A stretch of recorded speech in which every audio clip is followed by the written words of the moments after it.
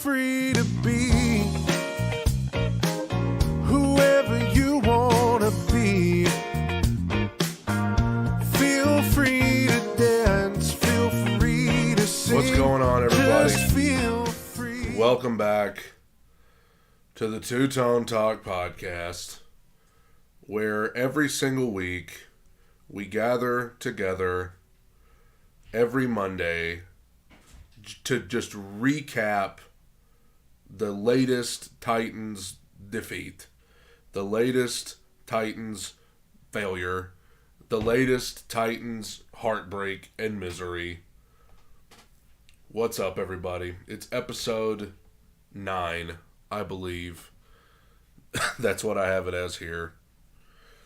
And the Tennessee Titans, after being 7-3 and being so comfortably ahead in the AFC South that I didn't even give it a second thought, they are now at 500. They are 7-7 with the Jacksonville Jaguars, who beat them already once.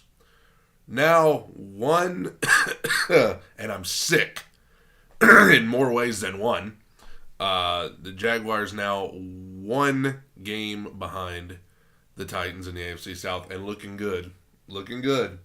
Not just one of those like, oh, they've been able to beat some bad teams to kind of pull within one. No, they're beating, like, they look good. Trevor Lawrence looks good, the Jaguars look good, and the Titans just get worse and worse and more hurt and more incompetent with each passing week. This podcast is available on Apple, Spotify, SoundCloud if you want to just listen to the audio while you drive to work or something.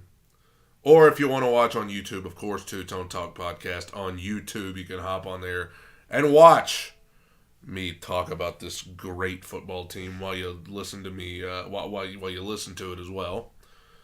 And also on Twitter. Two Tone Talk Podcast on Twitter. There's nothing else that I can say about this team that hasn't already been said for the last 15 weeks. This is stuff that I was saying after week 1. And here we are all these weeks later with only 3 weeks to go in the regular season. I'm still saying it now. It's the same stuff over and over and over and over and over again. And it gets to the point where I just feel like a broken record. I feel like I'm on here saying the exact same things every single week. Todd Downing is terrible at his job. That's first thing. Let me get a sip of coffee before I get into this. Todd Downing's terrible at his job. Shouldn't be employed. If he is still the offensive coordinator next season, I might have to boycott.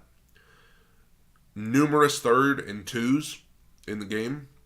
And not only are we not giving the ball to Derrick Henry, but Derrick Henry's not even on the field. Mike Vrabel, I like the guy. I think overall he's a great coach. But how can you let that happen? You're the reigning coach of the year. How can you let that happen? You're talking out of two sides of your mouth. On one side of your mouth, you're saying, Derrick Henry, we got to get him the ball. That's how we get this thing going. We got to give the ball to Derrick Henry ad nauseum. And then you get in a situation on 3rd and 2 against one of the worst rushing defenses in the NFL. Numerous opportunities on 3rd and short to get a first down, and Derrick Henry's not even in the game. There were reports on Twitter that Derrick Henry was furious at the end of this game. I would be too. I would be shocked if Derrick Henry is back on this team ever again next season, after this season's over. Because if I'm him, I'm demanding that I not be a Tennessee Titan anymore. Or I'm at least giving Mike Vrabel an ultimatum. If you want me to be here, you got to get rid of Todd Downing. I don't care if Todd Downing's a nice guy. I don't care if you're friends with him. That's fine. That's great. But as an offensive coordinator, this guy stinks. That is professional malpractice. I have used this example so many times, I'm going to use it again. If you're a mechanic and you're bad at your job, if you're a mechanic who can't fix cars, they're going to fire you and they're going to go get somebody who can. If you're a cashier at Walmart who can't figure out how to give people the correct change or scan items, they go fire somebody, go get somebody who can. We're talking about an offensive coordinator here who doesn't even have the common sense to, on 3rd and 2, at least have Derrick Henry in the game. It's professional malpractice. It's coaching malpractice. And I know Mike Vrabel said, I don't want to fire any coaches in the middle of the season. What have you got to lose, dude? What have you got to lose? This team ain't going nowhere. What's the worst thing that could happen if you get rid of Todd Downing? The offense can't get worse. The play calling can't get worse. Just at least give the fan base a little shot in the arm after the most miserable month of football that I can recall watching. It has now been a month, over a month, since Titans fans got to experience a victory. Over a month. Over a month. If you're not watching and just listening, you're wondering what the heck happened. I don't know what happened. I had to cough, and then I was trying to finish my sentence, and then I ended up, nearly choking to death. Anyway, I'm sure that was disturbing if you're only listening, but probably still disturbing if you're watching too. Anyway, it's been over a month since, the Titans won. I don't even remember what it's like to witness the Titans win a game. I can't even imagine what that would be like. There was at no point yesterday in the game against the Chargers, at no point did I think they were going to win. They went down there and scored that touchdown to tie it with like 42 seconds left. I was like, are you kidding me? I was like, they're going right back down there kicking a field goal. They're going right back down there kicking a field goal as time expires. That's exactly what happened. Because this is the 2022 Titans, baby. That's what we do. It's what Stephen A. Smith used to say about the Cowboys. What can go wrong will go wrong. Todd Downing, that's something we've been saying. Really, there's some people that have been saying that since last season. This season, it's even worse. He's got to go. He's got to go immediately. Wouldn't hurt my feelings if it was right now. If my Twitter notifications went off, you say we just can't fire a coach in the middle of the season, but we can fire the GM? We fired the GM in the middle of a season. We can't fire the offensive coordinator? I can't even raise my voice that much because A, I don't feel well, and B, it's just not even worth it anymore. I've raised my voice a billion times. As recent as last night on my main channel, I did another rant in the car, and I'm actually, I actually don't even remember what all I said because it was just, I was so fed up, I just hit record and whatever came out, and it got posted. What else? Oh, I know. Injuries. I've been talking about it since last season. It's just everybody's hurt. And you can't tell me that it's just bad luck or fate or whatever. It's 2 seasons in a row. The Titans broke the record last season for the most guys that had to come in and play for their team over the course of a season. Now this season, they're going to break the record again. It's time to look at the strength and conditioning staff because that's malpractice. There's no excuse. A.J. Brown was hurt all last year. Now he's with a new team. He ain't been hurt at all. Numerous Titans players that have gone to new teams, and all of a sudden, they ain't missing games. But with the Titans, they're out all the time. You can't make it up. It's time to take a long look at the strength and conditioning staff. It's time to take a long look at the offensive coordinator. This is stuff, this ain't new problems. It's just problems that we hoped would magically get better. They didn't. Todd Downing's not going to magically wake up and be good at his job. The strength and conditioning staff is not going to wake up and magically be good at their job. And this offensive line, the worst in the league. The worst offensive line in the league. Nothing more needs to be said. Dennis Daly, horrible. A horrible. The worst, really. Name an offensive lineman that's playing worse than Dennis Daly. Okay. Aaron Brewer, the guy plays hard, but he gets manhandled all the time. The announcer literally said it on the game last night. The guy's too small. Nate Davis, hurt again. Nicholas Petit-Frere, a rookie. And Ben Jones, probably getting ready to retire. There's your offensive line, everybody. The best one, by far, is getting ready to retire. I don't know what you're supposed to do. They finally made the switch at left tackle to Dylan Radins yesterday. And what happened? He played well for a little bit, and then he got hurt. I feel like I'm going crazy. All these weeks we wanted Radins to get in there. He finally gets in there, plays a quarter, and then he's out with a knee injury. I am about to start throwing stuff. If I have to see one more guy sitting on the ground waiting on training staff to come look at him, if I have to hear the announcers on the game one more time say there's a Titans player down, I'm absolutely sick of it. I'm sick of it. I'm sick of the Twitter updates about such and such as being placed on injured reserve. I'm sick of the injury reports that come out every single week that are longer than the Bible. I am absolutely sick of it. And you can say it's just bad luck. It's the NFL. Guys get hurt. With the Titans, this is 2 years in a row. This is a pattern. We've got to at least try to see if there's anything we can do about this. This is ridiculous. Now, offensive line. It's going to have to be totally revamped. I guess you could stick with Nicholas Petit-Frere because he's only a rookie. They're probably going to absolutely stick with him.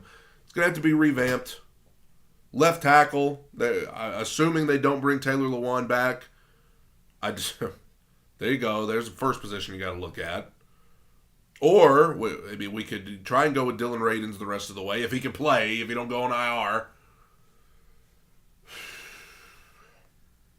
What else? Ryan Tannehill. I said this last night. If you're watching this on YouTube, be sure to click like, by the way. I'm doing a live stream while I record this. Ryan Tannehill, I said it last night. I appreciate the guy's heart. I appreciate the guts. I appreciate the fact that he gets the crap beat out of him every single week and keeps trying to gut it out. I really do. I appreciate it. And he has had a career revival with the Titans. He was left for dead when the Dolphins got rid of him, and he has had a career resurgence with the Titans. I appreciate everything. At the end of the day, as much as we tried to talk ourselves out of it, he's Ryan Tannehill, dude. He's Ryan Tannehill. He can make a good throw here and there. Sometimes he can make a great throw, but overall, you just get what you get. He missed throws yesterday. He missed two terrible throws on the... one of them ended up being an interception. It was but there's the 3rd and 2s when we didn't have Derrick Henry in the game. Should have been a no-brainer. You give it to him, you live with the results. Instead, Tannehill's just throwing into double coverage, missing throws, interceptions, throwing into double coverage. God bless the guy. I can't say enough how much I appreciate the guy. Gutting it out, showing heart, absolutely.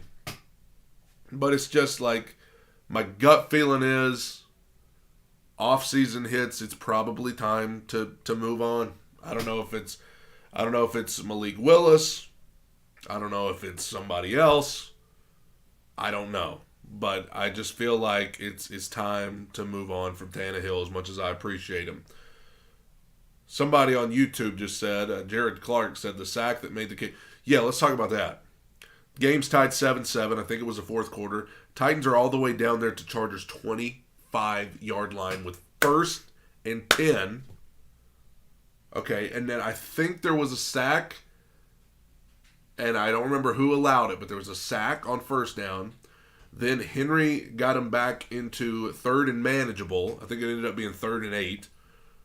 And then Dennis Daly on 3rd and 8 just watches a guy run right by him.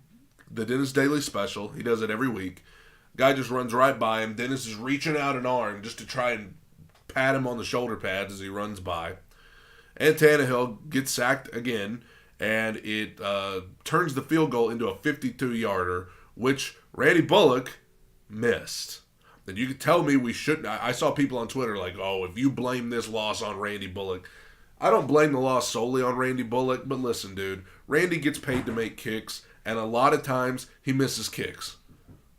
The Giants in the season opener, game winner at the end, he missed it. How many kicks? I mean, this guy's missed 4 or 5 this year. Meaningful kicks at meaningful moments, and last night was just another one. Another one he missed. Don't tell me I'm not allowed to talk about that. Dennis Daly gets paid to block people, and he doesn't. Todd Downing gets played to be a good play caller, and he isn't. Randy Bullock gets paid to make kicks, and he misses them. Follow my... You get my drift? Okay? Man, I've gone... So we were talking about Tannehill, Derrick Henry, over 100 yards again. And I got to talk about this. The Titans defense has had a rough couple of weeks. Man, they played their butts off last night with a bunch of, like, 3rd and 4th stringers. They had some linebackers in there. I don't even know who they are. Had some secondary guys in there. I don't even know who they are. They sacked Justin Herbert a few times. Roger McCreary and Josh Kalu teamed up for one of the best interceptions I've seen in a long time. Byard had a pick. They held this high-powered offense to 17 points. If you hold the Chargers to 17 points, that should be enough to win the game. But not for the Titans. Because yet again, the Titans defense puts in, man, they put in as good of an effort as you can. And once again, as has happened many times this season, they are slapped in the face by this putrid, embarrassing offense that can barely even muster up 2 scores in a game. They have to literally scratch and claw to get 14 points. They have to scratch and claw to get 14 points. It's embarrassing. It's insulting. Now, the Jaguars. The Titans were 7-3 at one point and were so comfortably ahead in the AFC South that I didn't even give it a thought. It was like, dude, come on. We got this thing wrapped up. I'm not going to lie. I thought it was a no-brainer. Like, obviously, the Titans are going to win the AFC South. I mean, come on. Well, I remember I was eating dinner with a friend, and I was talking about it, and I said, do you realize what a disaster it would have to be for the Titans to not win the AFC South? Well, guess what, guys? We're on the precipice of a sheer, utter, complete disaster. A meltdown. You know how people still talk about the fact that the Falcons blew a 28-3 lead? And the other day, the Colts, what they did, which we'll talk about in a second. The Titans are on the verge of blowing a division lead that at one point seemed insurmountable. The Jaguars are 1 game back. And we're marching toward Week 18, Titans-Jaguars in Jacksonville for the AFC South. That's what's going to happen. That's what's going to happen. Because you want to know who the Jags play the next 2 weeks? They play the Jets this Thursday, and then they play the Texans. Now, if they were to lose to the Jets, that would shed some positivity on this thing, because then the Titans could possibly clinch before they even have to play Jacksonville. That's the only way. You need the Jets to beat the Jags. Not confident it's going to happen, because you know why? The Jags look good. Somebody on YouTube just said, Isabella said, roster for roster, are we really better than the Jags? No! And especially offensively. Look at the Jags. We ain't got no receivers doing what Zay Jones is doing right now. Evan Ingram playing well for them. Travis Etienne playing well for them. And most of all, Trevor Lawrence, the way he's playing right now. No, the Jags have a better offensive roster for sure. And here's the thing, okay? If you're looking for hope, if you're just overly optimistic, and at this point you're still looking for hope, if I were going to look for hope, here's what I would do. I would look and I would say, okay, Traylon Burks should be about to come back. What's his name? Zach Cunningham should be coming back. Danico Autry should be coming back. Christian Fulton should be coming back. David Long eventually going to come back.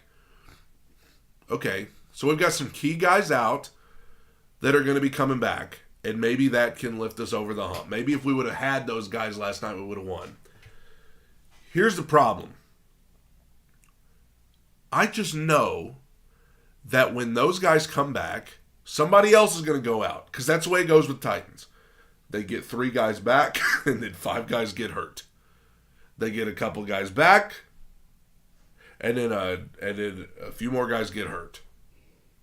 Okay, so, I mean, I think that, yeah, those guys coming back is great. That's great. But somebody else is going to go out, and the problem is, all these guys coming back, none of them play offensive line. Taylor Lewan ain't coming back. Nate Davis got hurt last night, so God only knows who's playing right guard. Dylan Radins got hurt last night, so God only knows. Either way, we're stuck with Dennis Daly at left tackle. John Robinson traded a 5th-round pick for Dennis Daly. I know a 5th-round pick doesn't seem like much, but the fact that you would trade anything, I would not trade a 5-day-old McChicken that's been sitting in my floorboard that's growing mold for Dennis Daly. Okay? I wouldn't even trade a McRib. What's up with all the McDonald's references? I don't know why I'm just... everything's a McDonald's reference today. I don't know. This is what the Titans have done to me this year.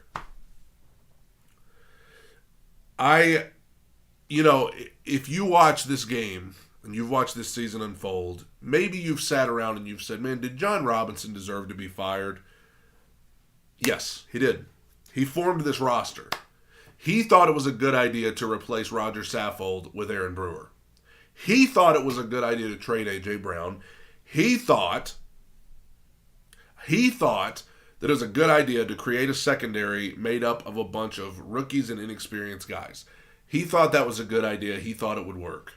He formed this roster, and yeah, he deserved to be fired for it. But I'm sorry, as much as I love Mike Vrabel, he should be held responsible too. He keeps defending Todd Downing. He keeps defending this strength and conditioning crew. He chose to bring them back. And if Amy Adams Strunk is serious about this organization taking the next step, then this should be an interesting offseason. I hate to go ahead and look ahead to the offseason, but let's. It's going to be an interesting offseason because if Amy Adams Strunk is serious enough about taking the next step that she will fire the GM in the middle of the season when they're leading the division, if she's willing to do that, then you got to be willing to tell Mike Vrabel, get rid of this offensive coordinator, get a new strength and conditioning staff, fire Dennis Daly, get a whole new offensive line, and let's figure out, let's revamp this offense. I am so done, dude. I am to the point now, it's starting to feel like the way I used to feel about the Titans before they got decent and then eventually good. Back in the early 2010s to mid 2010s. I'm just starting to check out, dude. I'm just I can't even make myself care. Last season, the losses hurt a lot because I felt like they had a chance at the Super Bowl. This year, I'm fine. We're to the point now where I'm fine. Just let the Jags, Duval, let the Jags have the division and let's just go home and figure out what we're going to do next year. That's almost the point where I'm at because I'm sick of watching this, man. I am sick of watching this every single week. And last night hurt even more because the defense at least actually fought. They actually tried. But there's nothing you can do when you've got this offensive line and Todd Downing calling plays and Ryan Tannehill is just Ryan Tannehill. There's only so much you could do. It's stuff we've talked about since week 1, and we're sitting here in week 15, and it's not gotten any better. Injuries, lack of talent, lack of depth, lack of common sense from the offensive coordinator. It's just, that's where we are. And now the Houston Texans are coming to town on Saturday, Christmas Eve.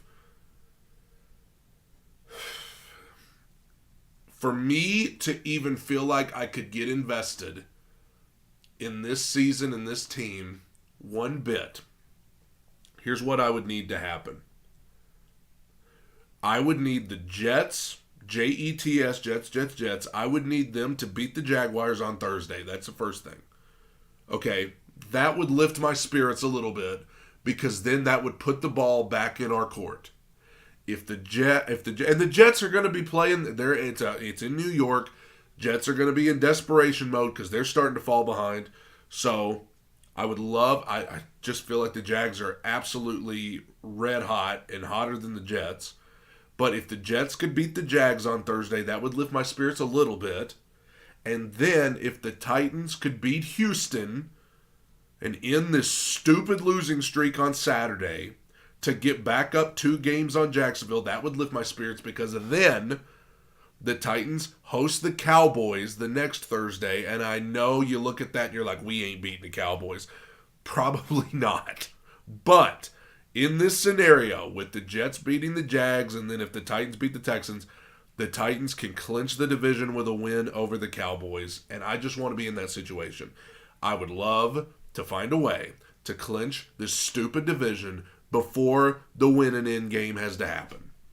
Do I think that's going to happen? Absolutely not. I'm not even confident the Titans can beat the Texans. Because the Texans, although they only have 1 win on the season, they've been playing better the last 2 weeks. They almost beat Dallas. Then they almost beat Kansas City. If they play like they did against those two, they'll probably beat Tennessee. That's the only way I could garner up any hope is if the Jets can beat the Jags on Saturday or on Thursday, followed by the Titans beating the Texans on Saturday, and then I could have a little bit of like, okay, I'll get a little invested. But other than that, it's tough to watch, man. It's tough to watch this offense go. Like, the defense would force a punt yesterday, and then I had trouble even getting excited because I was like, oh, here comes Dennis Daly. Here comes Nick Westbrook-Akine. God bless him, he's a wide receiver 5, and we're trying to make him be a wide receiver 1. That's another thing John Robinson did. He watched all that last season and said, you know what we need? We need an enhanced role for Nick Westbrook-Akine. Give me a break. Getting a sip of coffee, and then we'll talk about the other games. Okay. Saturday.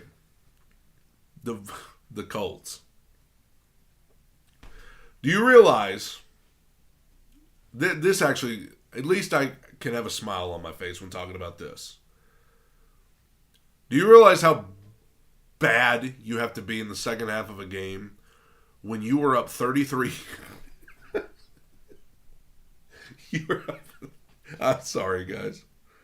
God bless our friends in Indianapolis. You were up 33-0. You were up 36. You were up 36-7 in the third quarter. And that's when I tuned in. I tuned in when it was 36-7.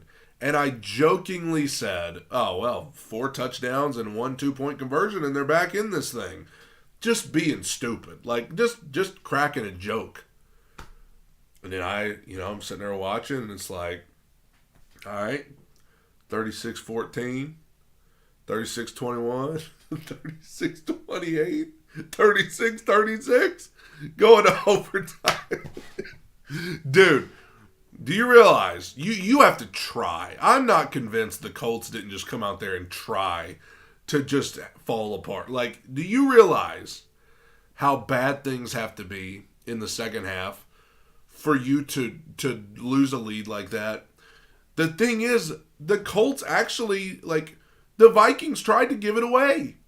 Kirk Cousins threw an interception, and then the Colts just went 3 and out and gave the ball right back to him. Then, for those of you just tuning in on YouTube, I've already ranted about the Titans, and I'm sure I will some more, but for right now I'm talking about our friends in Indianapolis. Then, the Colts, like, they were marching down the field again to try to put the thing away, and they fumble. Then they go to overtime.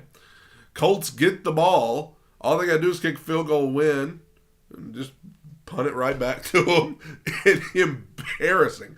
It is funny that the Houston Oilers held the record for the largest blown lead in the NFL, and now it belongs to the Indianapolis Colts.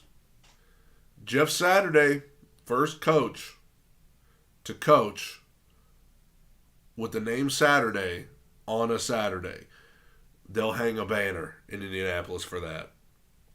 Oh, man, that was funny. And you know what? I was so happy about the way that game went. I was like, man, I'm feeling good. Maybe this means the Titans will come out and surprise me tomorrow. No, they didn't. They just brought us back. Titans brought us right back down to earth mighty quick the next day, didn't they? Because that's what they do. They hate to see their fans happy. Vikings clinched their division. I was ready to call the Vikings frauds, and I may still think the Vikings are frauds, but they came back and won this game. And Colts are horrible. They're looking to next season, and the Vikings on to the playoffs. Good for you guys. You guys clinched your division. You guys were ahead in your division comfortably, and then you clinched it. What a novel concept. Not all teams can do that. Some teams, like the Titans, have a comfortable lead in their division, and then they just all go to IR, and the ones that are in there just get pushed around, and the offensive line sucks, and the play calling is horrible. And then the next thing you know, you've got a team that was completely not even on your radar, breathing down your neck because they beat you last week, and now they're within a game of you with 3 games to go. Incompetence personified. Let's go back to the Saturday games. The Browns beat the Ravens 13-3. This is big because now this drops the Ravens down to a wild card team. They were leading their division.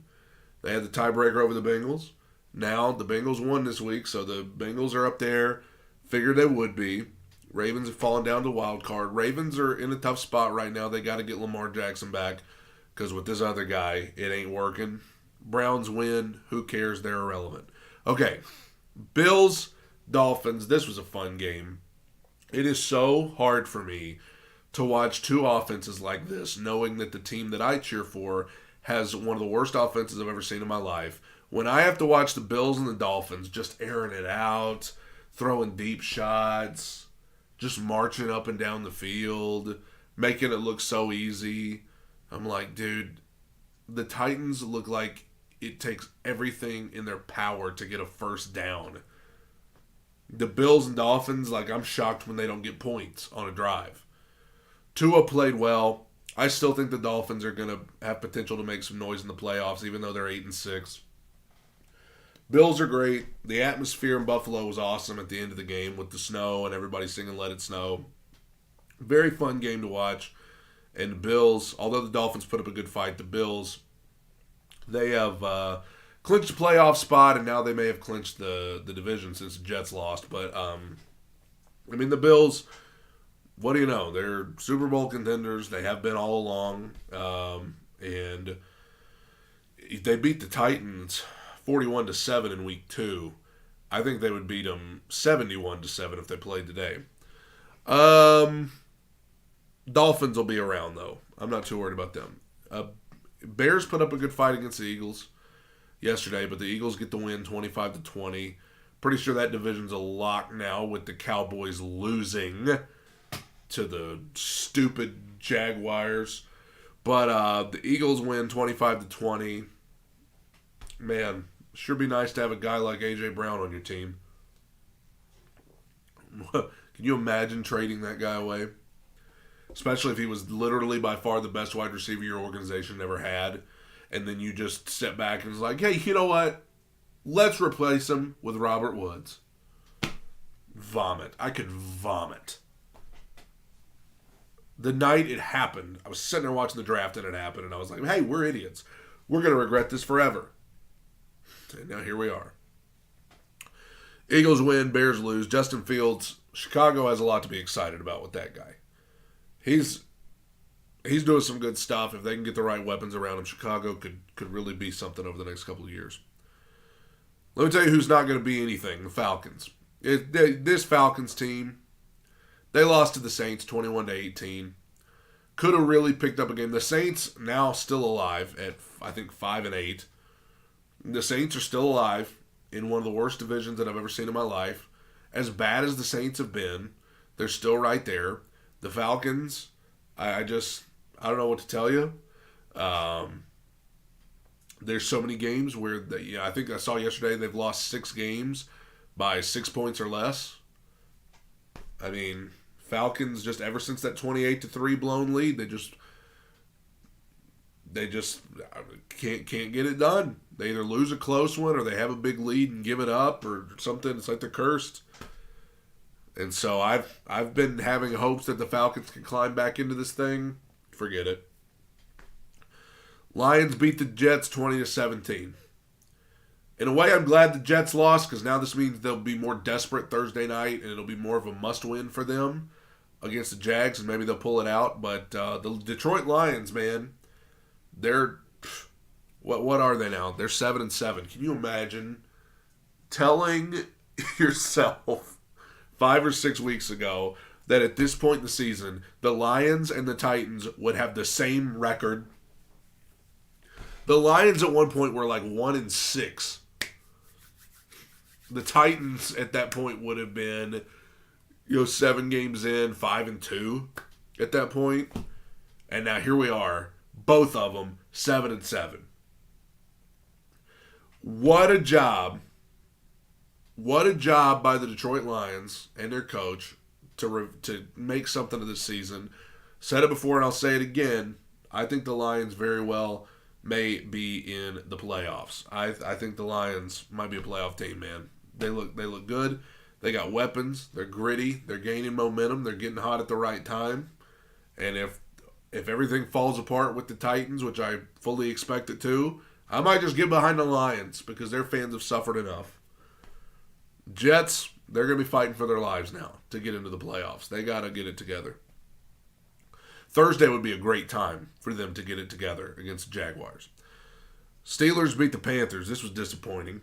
Panthers really, I think the Panthers would have taken the lead in that division if they had won this game, but they didn't. I mean, these teams just refuse. The Bucks keep trying to give this division to anybody else, and nobody will take it from them. Horrible, horrible division. Steelers won. Good for the Steelers. I mean, the Steelers are not totally dead. I think they're a game back in the wild card. So, I mean, I got to give Mike Tomlin credit. That dude's a great coach, and he's got the Steelers at least,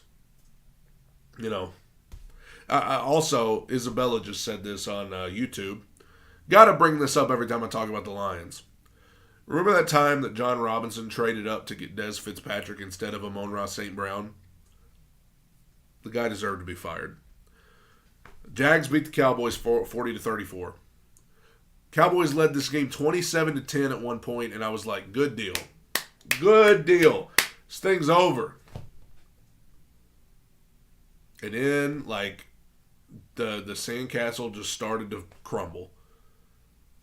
Long ball for a touchdown, interception. What is wrong with it? Dak Prescott looks so slow. It's baffling. I haven't watched much Cowboys. He looks so slow. I hate the Cowboys. I hated to have to cheer for him yesterday. And after yesterday, now I hate him even more.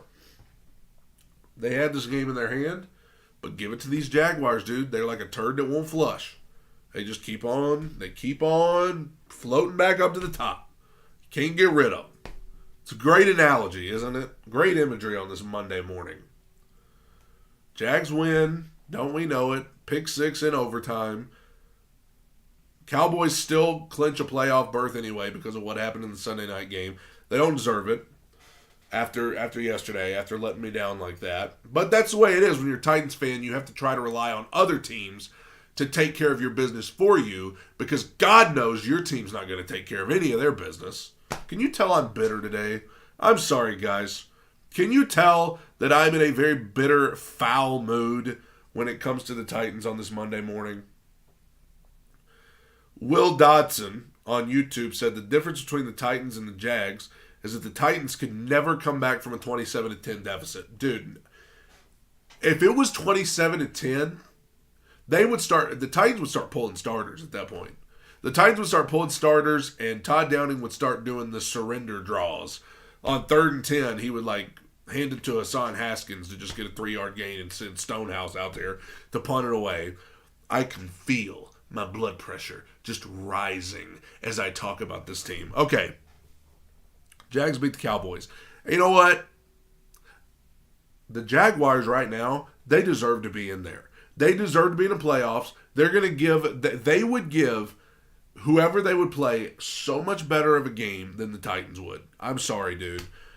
You can say I'm just being overly negative today, but like, watch what the Jaguars have done over the last 2 weeks.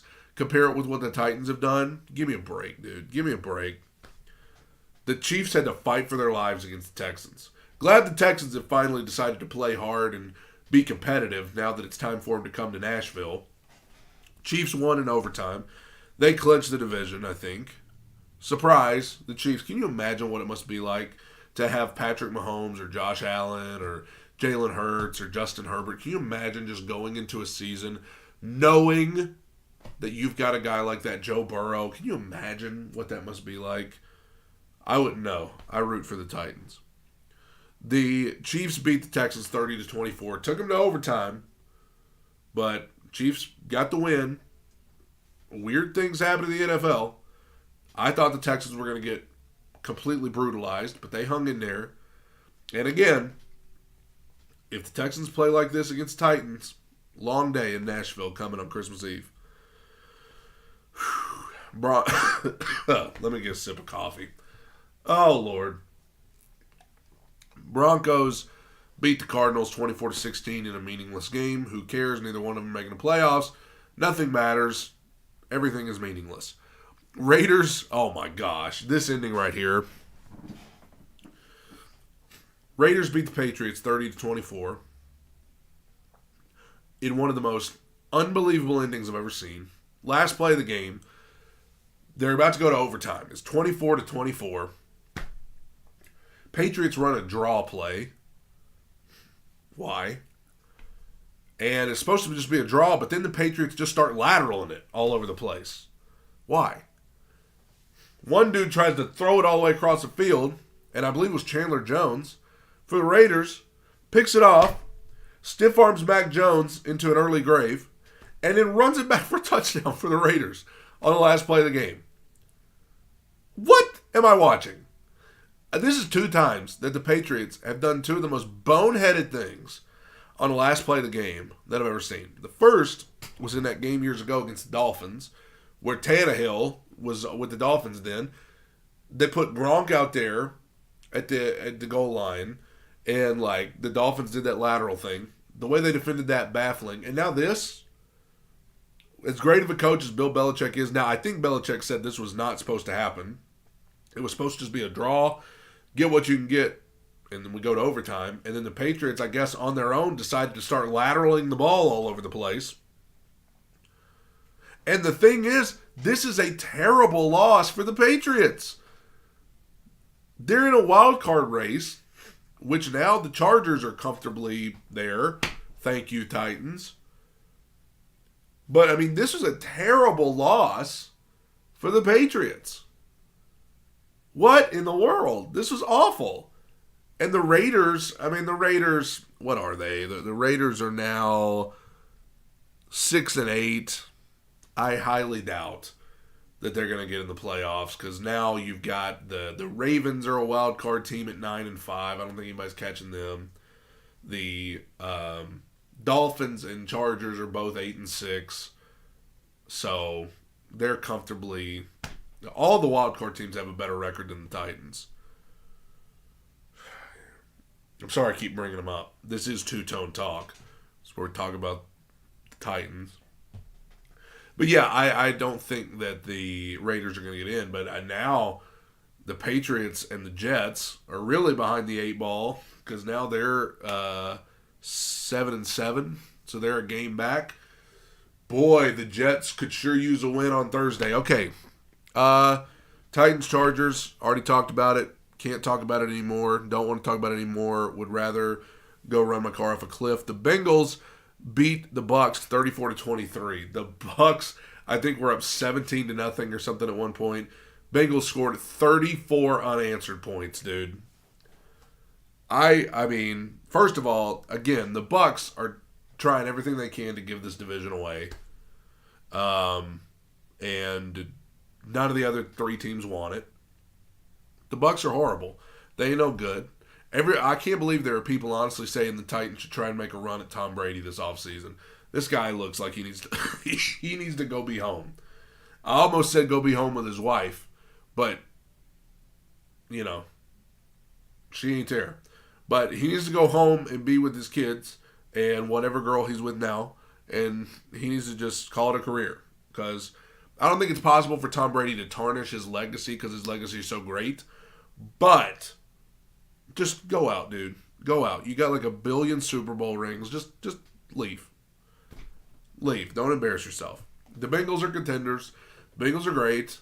Bengals are going to be around. They deserve to be revered in the AFC right now just as much as the Bills, Chiefs. They deserve to be there.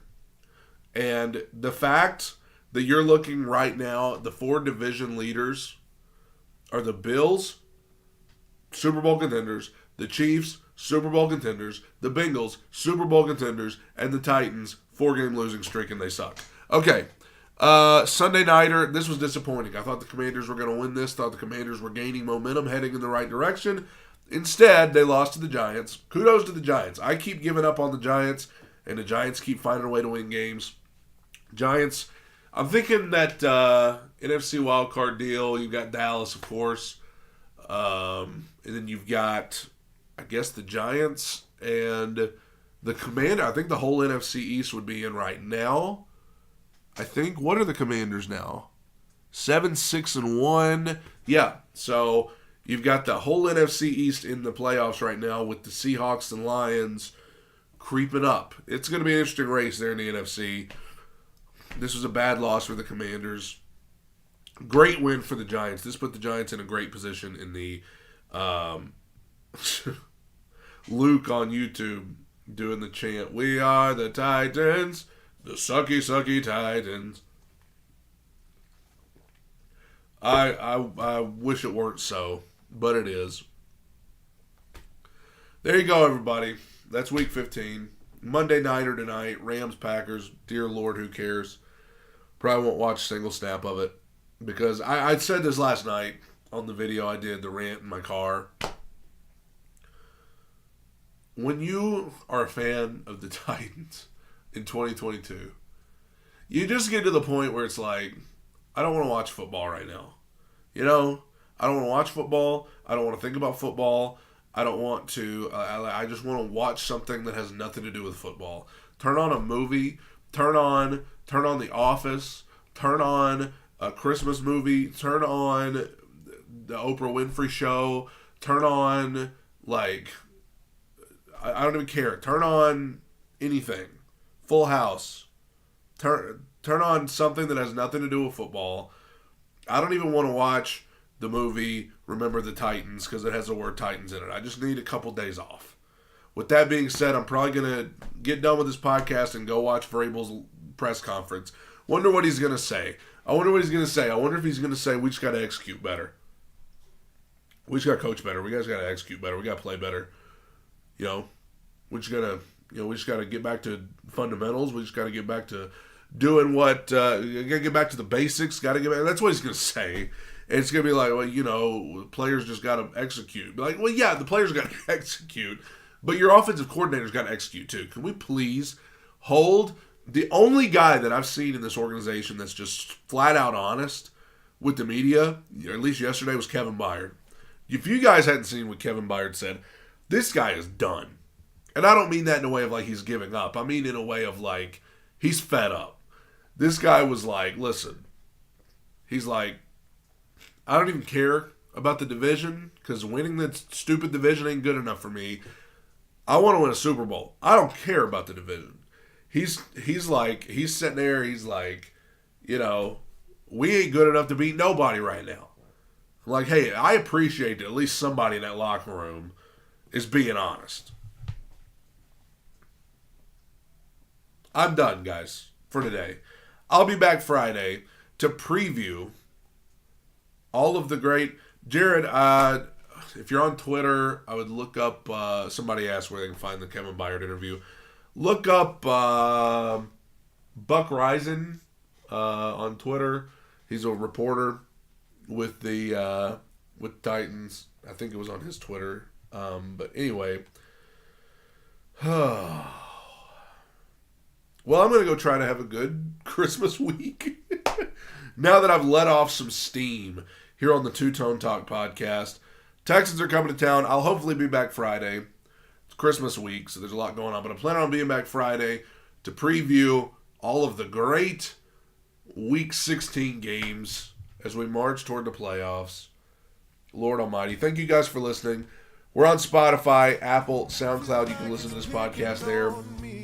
Make sure you subscribe to Two Tone Talk Podcast on YouTube and go follow me on Twitter. I rant about the Titans on there all the time, just like I do on this podcast. Thank you guys for staying way too high on the wins and way too low on the losses. It's Two Tone Talk Podcast. Have a good day. Merry Christmas. Bye, everybody. I think it's time for a change. This is what I say. Feel free to be